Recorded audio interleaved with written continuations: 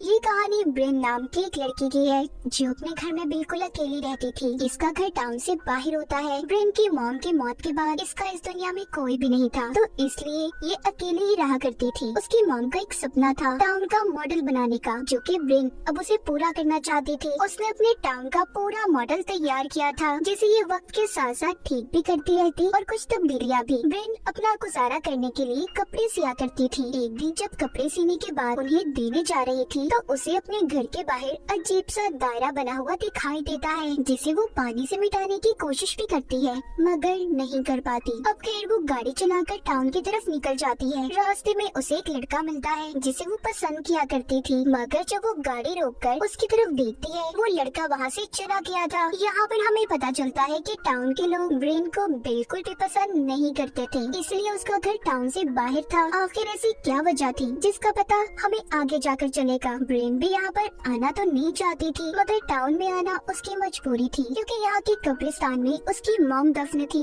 इसलिए हर बार वो अपनी मॉम की कब्र पर लाजमी जाती। तभी जब ये उधर जाती है तो उधर भी बहुत से लोग थे। ब्रेन जब उन्हें हाय बोलती है तो कोई भी बेचारी का जवाब नहीं देता, सभी उसे इग्नोर कर रहे थे, मतलब कोई भी उस पर तवज्जो नहीं देता। अब रास्ते में जाते हुए इसे अपनी बचपन की दोस्त मॉड के मॉम डैड दिखाई देते हैं, जिन्हें देखकर ये छुप जाती है। यहाँ पर ये बात तो साफ थी कि इसका टाउन में आना बिल्कुल मना था। ब्रेन खुद अकेली नहीं रहना चाहती थी, बल्कि ये उसकी मजबूरी थी। अब वो घर आकर अपने बचपन की दोस्त मॉड को खत लिखती है। तभी उसके घर पोस्टमैन डाकिया आता है, जो एक बॉक्स देने आया था, जिसमें एक छोटा सा स्कूल था जो इसने अपने टाउन के मॉडल के लिए मंगवाया था। वो स्कूल को अपने मॉडल में रखकर बहुत खुश होती है। इसी तरह हंसते खेलते वो अपने खत को भी पूरा करती है, जो कि मॉड को लिख रही थी वो, जिसमें अब ये लिखती है, मॉड मैं जानती हूँ मैं खुद को कभी भी माफ नहीं कर पाऊंगी और मैं तुम्हें हर वक्त याद करती हूँ। इसके घर में मॉड की तस्वीरें भी थी, जो सिर्फ उसके बचपन की थी। क्या मॉड कहीं पर चली गई थी? आखिर मॉड का राज क्या था? अब इन सब बातों के बारे में हमें आगे जाकर पता चलेगा। एक रात ब्रेन जब सो रही होती है, तभी अचानक से उसके घर की सारी लाइट्स जल जाती हैं, मगर ब्रेन अब भी सो रही थी। कुछ देर के बाद सारी लाइट्स बंद भी हो गई थी। तभी बाहर से किसी चीज के गिरने की आवाज आती है, जिसकी आवाज सुनकर ब्रेन जाग गई थी। वो आवाज दरअसल बाहर से डस्टबिन गिरने की थी। जब ब्रेन उसे ठीक करने के लिए जाने के लिए लाइट जलाती है, तो ये क्या, उसके घर की कोई भी लाइट नहीं जलती। जब वो नीचे आती है तो देखती है उसके घर का दरवाजा खुला था और उसके घर में एक अजीब सा क्रिएचर घूम रहा था। ब्रेन जब गौर करती है तो उसे पता चलता है कि वो कोई क्रिएचर नहीं बल्कि एलियन था। उसने भी ब्रेन को देख लिया था, इसलिए अब वो उसका पीछा करता ऊपर की तरफ आ जाता है। ब्रेन जल्दी से भागकर अपने कमरे में बेड के साइड पर छुप गई थी। वो एलियन जब ब्रेन के कमरे में पहुँचता है तो वो बेड के नीचे जाकर छुप जाती है। उसने करीब से उस एलियन के पाँव देखे थे, जो बहुत ही अजीब थे। पर जब उस एलियन को कोई नहीं मिलता, वो खिड़की से बाहर निकल जाता है। अब ब्रेन जल्दी से खिड़की को बंद करती है। तभी उसे महसूस होता है कि जैसे वो एलियन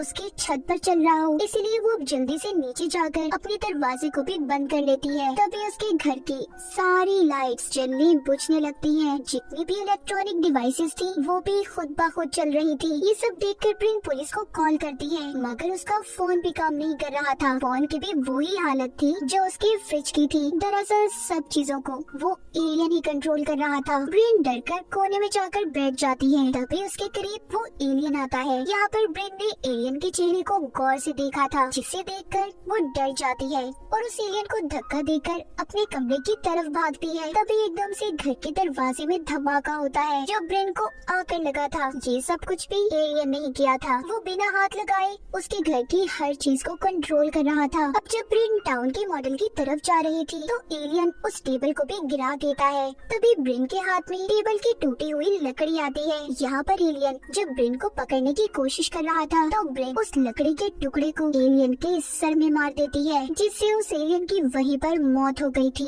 ये देखकर ब्रेन बहुत ज्यादा डर जाती है और सारी रात उस एलियन की लाश के आगे बैठकर गुजार देती है। जब सुबह होती है तो ब्रेन एलियन की लाश पर चादर ढकती है और पुलिस को भी कॉल करती है, मगर उसका फोन डेड था। फोन के साथ साथ घर की सारी इलेक्ट्रॉनिक डिवाइसेस भी खराब हो चुकी थी। इसका मतलब ये सब उस एलियन के मरने की वजह से हुआ था, क्योंकि सब कुछ वो कंट्रोल कर रहा था। ये देखकर ब्रेन अब यहाँ से जाने लगती है, मगर उसकी गाड़ी भी डेड थी। अब वो सोचती है कि उसे क्या करना चाहिए। तभी उसकी नजर अपने सर पर जाती है, जहाँ से खून बह रहा था। अब वो जल्दी से नहाने जाती है और तैयार होकर अपने अंदर आने वाले रास्ते के आगे एक सोफा लगाकर बंद कर देती है। दरअसल कल रात एलियन से लड़ाई के दौरान इसका दरवाजा एलियन ने ब्लास्ट कर दिया था। उसने सोफा तो लगा दिया मगर इसका कोई फायदा नहीं था। खैर फिर भी अब वो साइकिल लेकर टाउन की तरफ जाती है जहाँ पर वो पोस्टमैन की वैन को देखती है। उसका भी बुरा हाल था, यहाँ तक कि जिस लड़की को ब्रिन पसंद करती थी उसका घर भी तहस नहस हो चुका था और उसके घर के बाहर बिल्कुल वैसा ही दायरा बना हुआ था जैसा हमने ब्रिन के घर के बाहर कहानी के शुरू में देखा था।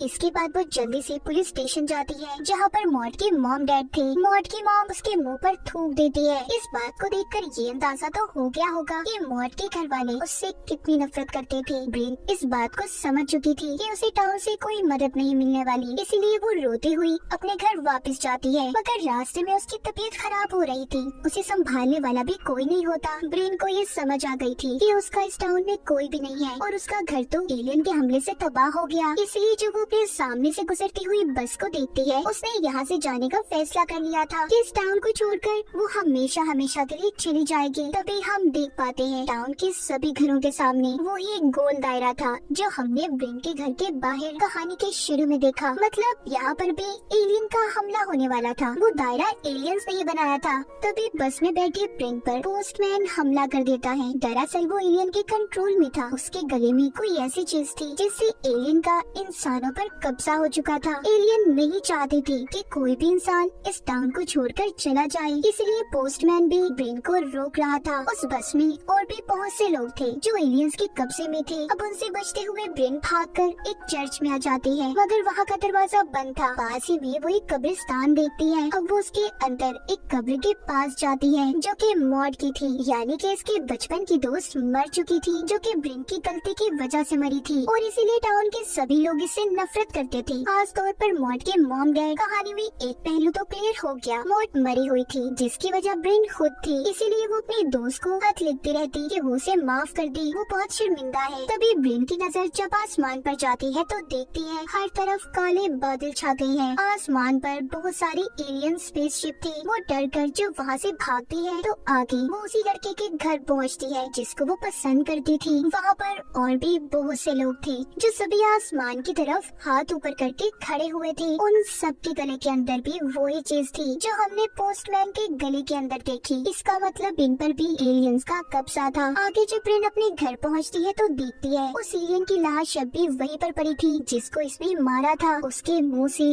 अजीब सा लिक्विड निकल रहा था। जब वो आसमान पर दोबारा देखती है काले बादल चारों तरफ थे। ब्रिन समझ चुकी थी कि एलियंस का हमला दोबारा होने वाला है, इसलिए वो डरने के बजाय एलियंस का मुकाबला करने की तैयारी में लग जाती है। घर के अंदर जाकर वो एक लाइटर उठाती है और साथ ही एक कटर पानी को उबलने उसने चूल्हे पर रख दिया था। फिर खिड़कियां दरवाजे सभी बंद कर देती है। उसके घर के बाहर वाला दरवाजा जो टूटा हुआ था वहाँ पर वो एक चादर कीलों से लगा देती है। थोड़ी देर बाद कीले जो इसने ठोकी थी खुदे बाहर निकलकर गिर जाती है क्योंकि यहाँ पर अब एलियंस आ चुके थे। सबसे पहले वो अपने साथी एलियन की लाश को खींचते हैं जिसे ब्रिन ने मार दिया था। ये देखकर ब्रिन घर के बेसमेंट में जाकर छुप जाती है। तभी दूसरा एलियन इसके घर में दाखिल होकर इसके पास बेसमेंट में आ गया था। वो उस एलियन को कैंची उठाकर मारना चाहती थी लेकिन उसके अंदर जो ताकत थी वो हर चीज को अपनी तरफ खींच सकता था, इसलिए वो कैंची को भी खींच लेता है। ब्रिन के हाथ में मॉड और उसकी जो तस्वीर थी उसे भी एलियन ने अपनी तरफ खींच लिया था और उसे बहुत ही गौर से देख रहा होता है। इसी बात का फायदा उठाकर ब्रिन वहाँ से भाग गई थी और वापस ऊपर आ जाती है। तभी ऊपर उसे एक छोटा एलियन दिखाई देता है। था तो वो छोटा मगर उसके हाथ बहुत लंबे थे। वो ब्रिन को अपने हाथों से पकड़ने की कोशिश कर रहा था। ब्रिन उससे अपने आप को छुड़वाती है और खोलता पानी जो इसने उबलने रखा था उस छोटे एलियन पर डाल देती है मगर उस एलियन को इससे कुछ भी नहीं हुआ था। अब ब्रिन अपने बाथरूम में छुप गई थी लेकिन वो एलियन इतना तेज था बाथरूम के दरवाजे को भी अपने हाथों से चीर फाड़ कर देता है। तभी ब्रिन अब खिड़की के रास्ते वहाँ से भागने की कोशिश करती है। जल्दी से एलियन ने उसकी टांगों को पकड़ लिया था। ब्रिन झाड़ू उठाकर उस एलियन को मारती है। लड़ाई के दौरान झाड़ू का डंडा भी टूट जाता है। अब उसी टूटे हुए डंडे को ब्रिन उस एलियन के कंधे में मारती है। उसे अलमारी से लटका दिया था। फिर उसके सर में अलमारी का दरवाजा देकर मारती है। इतनी कोशिश के बाद आखिरकार उसने उस एलियन को मार दिया था। ब्रिन जब बाहर आती है तो एक और एलियन उसका इंतजार कर रहा था जिसके अब हाथों के साथ साथ टांगे भी बहुत लंबी थी। यहाँ पर ब्रिन कुछ समझ नहीं पाती। तभी पीछे से पोस्टमैन आकर उसे अपने साथ ले जाता है जो कि अब भी एलियंस के कंट्रोल में था। बाहर जो एलियन था वो इशारे से अपने साथियों को यहाँ पर बुलाता है। एलियंस का स्पेसशिप वहाँ पर आ चुका था, जो कि अब ब्रेन को अपने साथ ले जाना चाहते थे क्योंकि वो उनके साथियों को मार रही थी। तभी जब स्पेसशिप से सफेद रोशनी नीचे की तरफ आती है तो उस रोशनी की तरफ ब्रेन पोस्टमैन को धक्का दे देती है, लेकिन कुछ देर के बाद वो वापस जमीन पर आकर गिर जाता है। यहाँ पर मतलब साफ था, वो एलियन सिर्फ ब्रेन को ही यहाँ पर लेने आए थे। लंबे टांगों वाला एलियन भी ब्रेन के पीछे था, वो उसके घर के ऊपर चढ़ जाता है।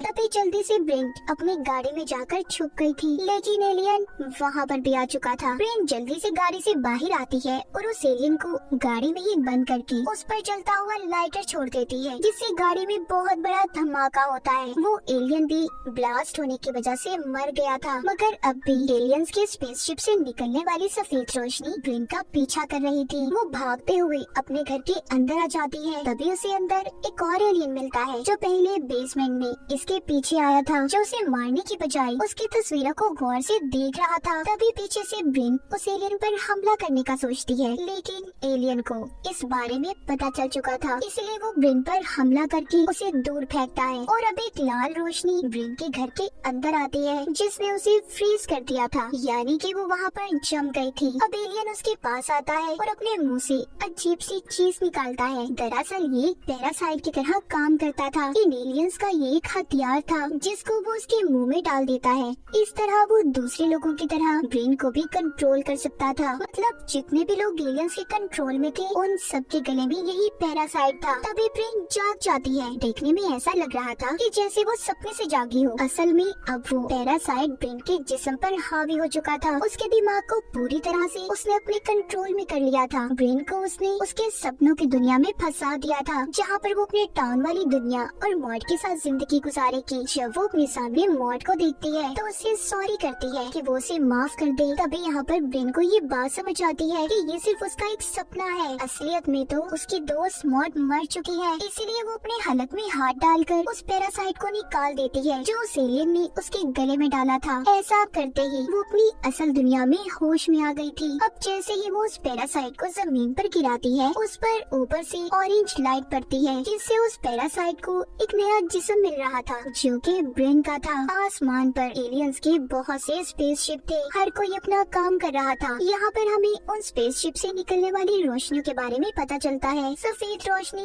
इंसानों को ऊपर खींचने के लिए थी, लाल फ्रीज करने के लिए, जबकि ऑरेंज एक नया जिस्म बनाने के लिए थी। अब जो उस पैरासाइट से एलियन ब्रेन बनी थी, वो असल ब्रेन पर चाकू से हमला कर देती है, जिससे वो नीचे गिर जाती है। और तभी सफेद रोशनी उसे ऊपर स्पेसशिप में ले गई थी, जहाँ पर ढेर सारे एलियंस थे। वो उसके दिमाग पर उंगली रखकर उसकी यादों को जानना चाहते थे। इससे हमें भी यहाँ पर पता चलता है कि उसके साथ उसकी पुरानी जिंदगी में क्या हुआ था, सारा टाउन उससे नफरत क्यों करता था और उसकी दोस्त आखिर मरी कैसे थी। तो असल में हुआ कुछ यूँ था, बचपन में ब्रेन और मॉड का झगड़ा हो गया। मॉड ब्रेन को धक्का दे देती है, जिसके बदले में ब्रेन ने एक पत्थर उठाकर मॉड को मार दिया और उसकी मौके पर ही मौत हो गई। बड़ी ब्रेन अपने ख्यालों में छोटी ब्रेन को खत लिखने से भी बार बार मना करती थी, ताकि उसकी जिंदगी आगे बढ़ पाए, उसे पुरानी यादें याद न आए। सब कुछ जानने के बाद एलियंस ये फैसला करते हैं कि ब्रेन को वो उसकी दुनिया में वापस भेज देंगे। तभी वो उसे दोबारा नीचे फेंक देते हैं। वो वापस आकर अच्छा महसूस कर रही थी, उसने अपनी दुखी यादों को भुला दिया और एलियंस का मुकाबला किया। हम देखते हैं ब्रेन हंसी खुशी अपनी जिंदगी गुजार रही है। सारा टाउन अब उससे अच्छे से बात भी करता है। जिस लड़के को वो पसंद करती थी, वो भी उसके साथ अब ठीक हो गया था। वो एक पार्टी में नाच रही होती है, उसके साथ एक लड़की भी थी। ब्रेन की जिंदगी बिल्कुल ऐसी थी जैसी उसने चाही।